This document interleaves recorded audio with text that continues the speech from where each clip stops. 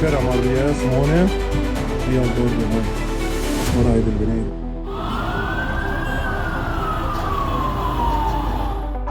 شباب سلخوا المجمع علينا والشهداء مليانة. آتش وزن ایران خیانت است به اسلام.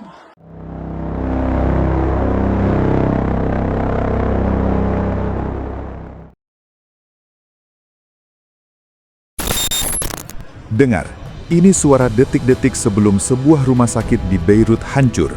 Tidak ada peringatan, tidak ada sirine, hanya keheningan. Lalu, brak! Itu terjadi pada pagi waktu setempat, dan itu terjadi hanya beberapa jam setelah dunia mengumumkan gencatan senjata.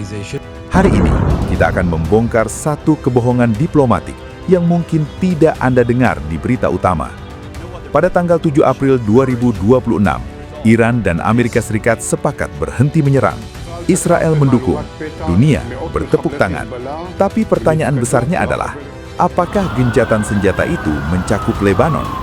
Jawaban Israel, tidak. Jawaban mediator, Pakistan, ya. Dan di tengah ambiguitas itu, lebih dari 250 warga sipil Lebanon tewas.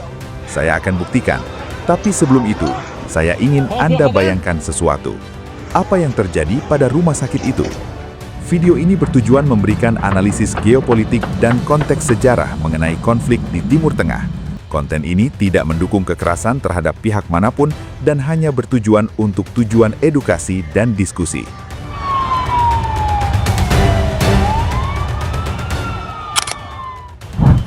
Bayangkan, Anda sedang tidur, anak Anda di samping Anda. Tiba-tiba, langit-langit rumah runtuh, bukan karena gempa, tapi karena bom seberat 500 kg yang dijatuhkan dari pesawat F-35. Itu yang dirasakan seorang ibu di lingkungan Dahye, Beirut Selatan pada Rabu pagi. Dia selamat, tapi dua anaknya tidak. Sekarang, buka mata Anda. Ini bukan cerita fiksi. Ini adalah laporan dari Komite Darurat Lebanon. Dalam 2 hari terakhir, 254 tewas, 1.165 luka-luka, 6 kota diserang, bukan pangkalan militer, tapi kota, dengan sekolah, pasar, dan rumah sakit. Satu rumah sakit yang terkena serangan bahkan masih memiliki 12 pasien anak yang sedang menjalani kemoterapi. Tidak ada peringatan evakuasi, tidak ada selebaran dari militer Israel, hanya ledakan. Rumah sakit itu kini menjadi tumpukan puing. Tim penyelamat menemukan botol infus yang masih menetes di antara batu bata.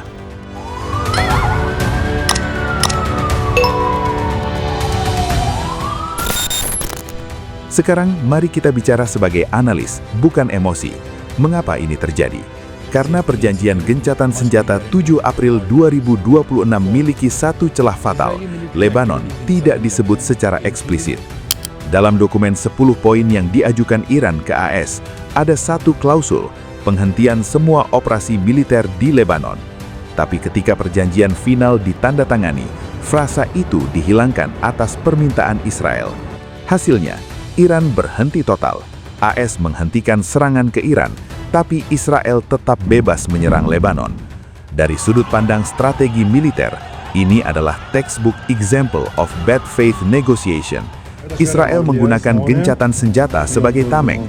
Mereka tahu Iran tidak akan merespons karena terikat perjanjian, dan mereka memanfaatkan momen ini untuk menghancurkan infrastruktur Hizbollah di Lebanon Selatan. Tapi masalahnya, Hizbollah tidak bersembunyi di rumah sakit anak.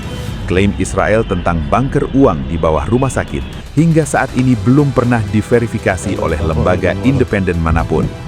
Lucunya, jika klaim itu benar, mengapa Israel tidak membuka bukti satelitnya ke PBB? Apakah Iran akan membalas? Kita bahas 2 menit lagi.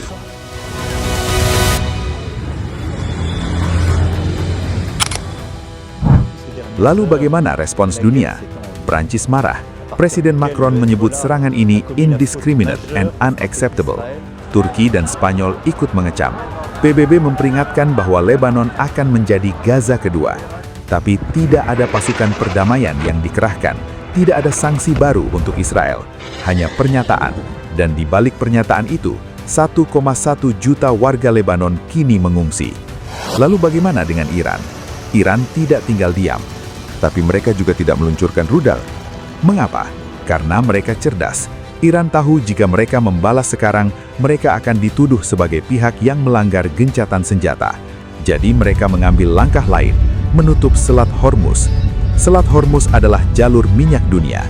20% perdagangan minyak global melewati selat ini. Dengan menutupnya, Iran memberikan tekanan ekonomi global tanpa menembakkan satu peluru pun. Dan mereka menyatakan dengan tegas, selat ini akan tetap tertutup sampai serangan ke Lebanon berhenti. Ini adalah eskalasi asimetris, bukan perang total, tapi perang nervous yang sangat efektif. Jadi, apakah Iran akan membalas? Mereka sudah membalas, tapi dengan ekonomi.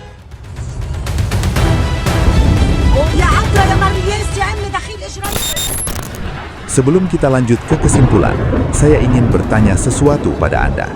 Apakah Anda masih percaya bahwa gencatan senjata seperti ini pantas disebut gencatan senjata? Atau kita perlu menciptakan istilah baru untuk apa yang terjadi di Lebanon hari ini? Tulis pendapat Anda di kolom komentar. Saya akan membaca dan menjawab 3 komentar teratas di video berikutnya. Karena channel ini dibangun untuk diskusi, bukan untuk ceramah satu arah. Dan jika Anda baru pertama kali menemukan channel ini, pertimbangkan untuk subscribe, karena kami tidak menyajikan berita mentah. Kami menyajikan analisis yang tidak akan Anda temukan di TV arus utama. Sekarang, lanjut. Jadi apa kesimpulan akhir dari semua fakta ini? Gencatan senjata Iran AS bukanlah kebohongan dalam teksnya, tapi gencatan senjata ini adalah kebohongan dalam semangatnya.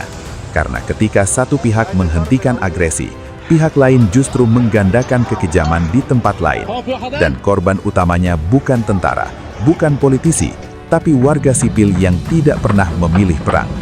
Lebanon saat ini berada di ambang kehancuran, bukan karena perang saudara, tapi karena dunia membiarkan sebuah negara diserang di bawah bayang-bayang perjanjian damai yang cacat. Tapi saya akan mengatakan ini, jika Anda diam saat ketidakadilan terjadi, maka Anda ikut bertanggung jawab atas apa yang terjadi selanjutnya. Jika video ini membuat Anda merasa terganggu, bagus. Rasa terganggu adalah awal dari kesadaran. Sekarang lakukan 3 hal. Pertama, like video ini, bukan untuk saya, tapi untuk algoritma, agar lebih banyak orang bisa melihat analisis ini.